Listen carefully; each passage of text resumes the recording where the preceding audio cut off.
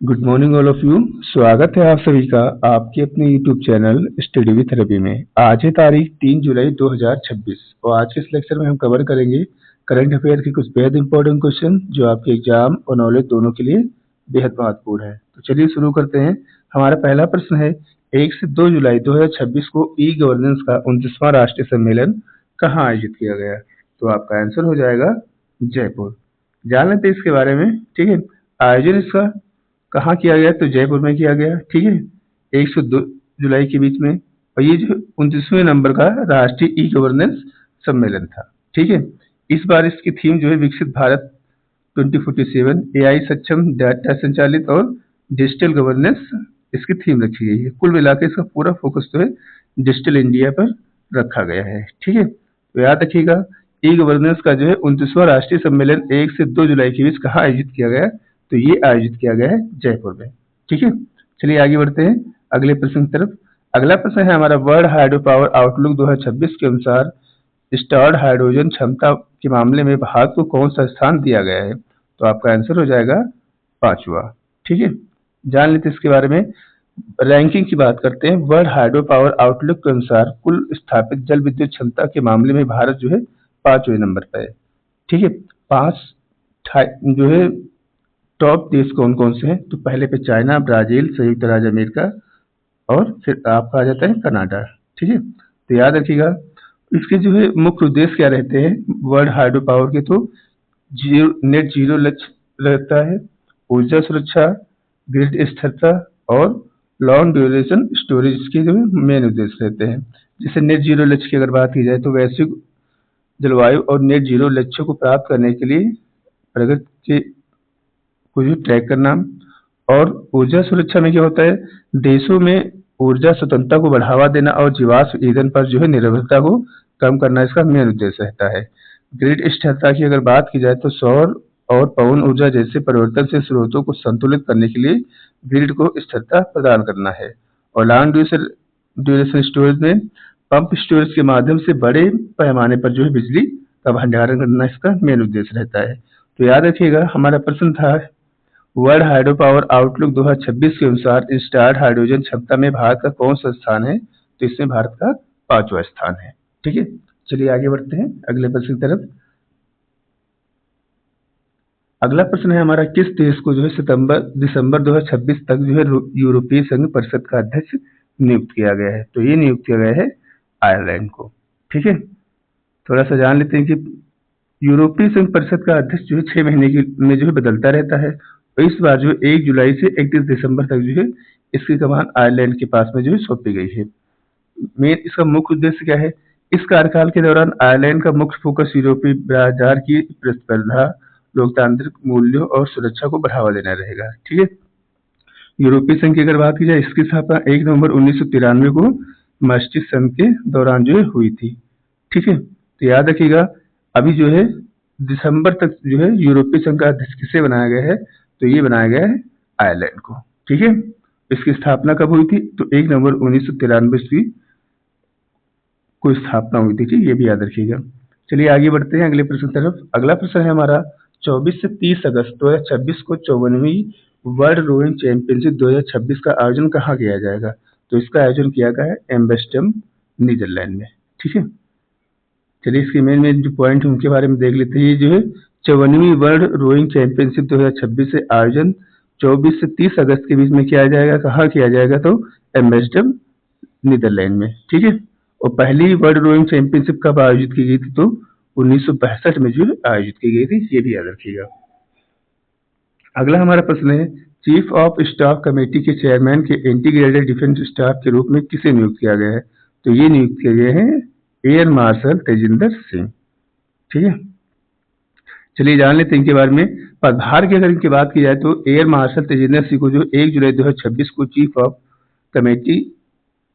Of staff committee के chairman integrated defence staff का जो है प्रमुख बनाया गया है। अनुभव की अगर इनकी बात की जाए तो 1987 में जो भारतीय वायुसेना की फाइटर स्ट्रीम में शामिल हुए थे और उनके पास जो 4500 जो घंटे से अधिक उड़ान का जो है अनुभव भी है।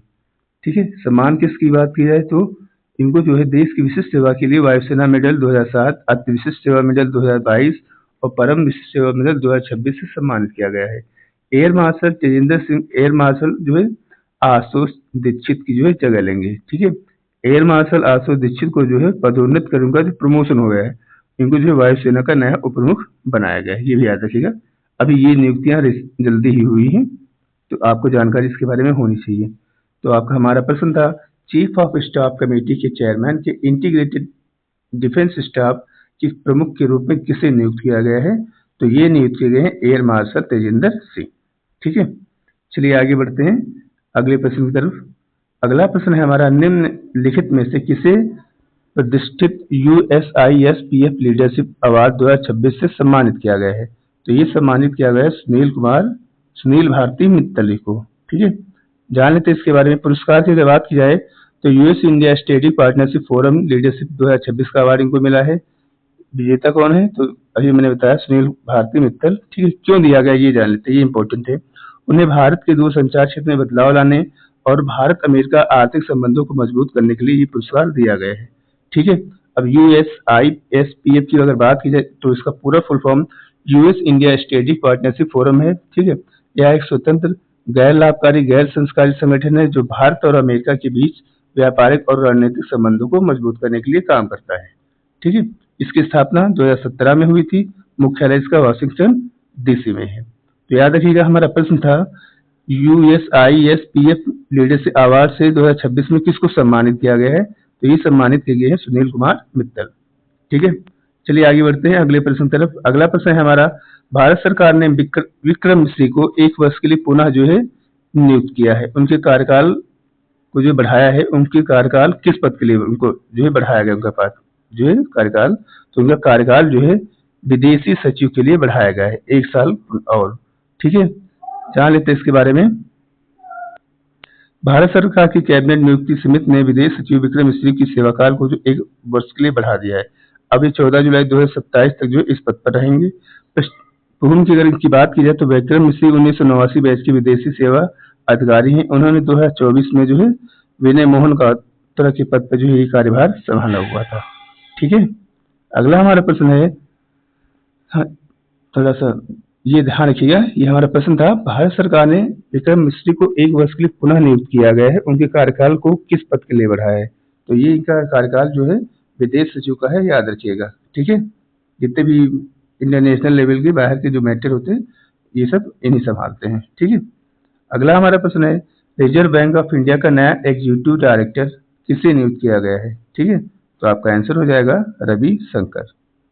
जान लेते हैं इनके बारे में भैया थोड़ा। ठीक है, नियुक्ति की बात की जाए तो इनकी नियुक्ति 1 जुलाई 2026 को हो जाएगी। ठीक है, विभाग इनका क्या रहता है? कार्यकारी निदेशक के रूप में सांख्यिकी और सूचना प्रबंधन विभाग का कार्यभार संभालेंगे। अनुभव की अगर बात की जाए तो एक केंद्रीय बैंक में 3 दशक जो है तक ये कार्य कर चुके हैं। ठीक है, वही अगर RBI की बात की जाए, स्थापना 1 जुलाई 1935 को। ठीक है, प्रेजेंट टाइम में इसके गवर्नर वर्तमान में संजय मल्होत्रा है। इसकी स्थापना की अगर बात की जाए तो भारतीय रिजर्व बैंक की स्थापना 1934 के तहत जो है हिल्टन यंग कमीशन के द्वारा की गई थी। ठीक है, राष्ट्रीयकरण 1 जनवरी 1949 को। मुख्यालय मुंबई महाराष्ट्र। पहले गवर्नर S. ओसबोर्न स्मिथ और पहले भारतीय CD देशमुख। ठीक है, वर्तमान में इसके गवर्नर कौन है 26 में? तो संजय मल्होत्रा है, ये भी याद रखिएगा। ठीक है, तो हमारा प्रश्न था कि रिजर्व बैंक ऑफ इंडिया का नया एग्जीक्यूटिव डायरेक्टर किसे नियुक्त किया गया है? तो ये रविशंकर जी को नियुक्त किया गया है। ठीक है, चलिए आगे बढ़ते हैं। तो अगला हमारा प्रश्न है, हेलीकॉप्टर ऑपरेशन के लिए भारत की पहली सैटेलाइट आधारित लैंडिंग प्रक्रिया को निम्न में से किस हेलीपोर्ट पर जो है मंजूरी दी गई है? तो आपका आंसर हो जाएगा उंडावली हेलीपोर्ट जो है आंध्र प्रदेश, आपका सही आंसर हो जाएगा। ठीक है, तो जान लेते हैं मंजूरी की अगर बात की जाए तो नागरिक उड्डयन मंत्रालय और महानिदेशालय ने आंध्र प्रदेश के उंडावली हेलीपोर्ट पर जो देश की पहली निजी पॉइंट इन स्पेस सैटेलाइट आधारित लैंडिंग प्रक्रिया को जो है मंजूरी दी है। तकनीकी की अगर बात की जाए तो इस उन्नत प्रणाली को भारतीय विमानपत्तन प्राधिकरण द्वारा विकसित किया गया है। लाभ क्या होगा? यह तकनीक खराब मौसम और मानसून के दौरान भी हेलीकॉप्टरों की सुरक्षित और सटीक लैंडिंग सुनिश्चित करेगी, जिससे जो है हवाई सुरक्षा बढ़ेगी। ठीक है, तो याद रखिएगा, हेलीकॉप्टर ऑपरेशन के लिए भारत की पहली सैटेलाइट आधारित लैंडिंग प्रक्रिया कहाँ पर हुई है? तो ये हुई है उंडावली हेलीपोर्ट आंध्र प्रदेश में। ठीक है, याद रखिएगा।